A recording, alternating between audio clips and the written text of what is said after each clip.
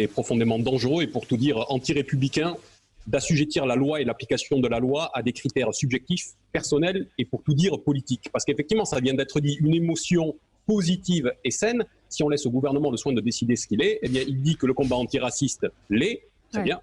Je suis d'accord. Le combat des soignants l'est pas. Il dit que par contre, le combat des soignants, jeudi prochain, quand on voit des arrêtés préfectoraux qui tombent actuellement pour interdire les rassemblements autour des soignants et avec les usagers, c'est pas une émotion positive et saine, ça ?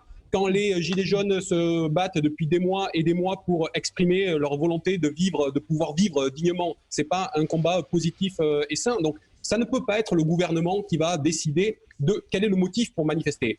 Vous savez, c'était il y a 1 an qu'il y a eu cette loi anti-casseurs par laquelle le gouvernement voulait décider qui avait le droit de manifester ou pas en confiant à l'autorité administrative la possibilité d'interdire à certains de participer aux manifestations. Maintenant, ce ne sont plus simplement les personnes que le gouvernement veut trier, mais ce sont les motifs de manifestation. Il veut pouvoir décider par lui-même ce sur quoi on a droit de manifester. Eh bien, je suis désolé, mais à un moment donné, la loi qui était l'expression de la volonté générale pour Rousseau, ça ne peut pas devenir le fait du prince qui assujettit les libertés publiques à sa police de la pensée.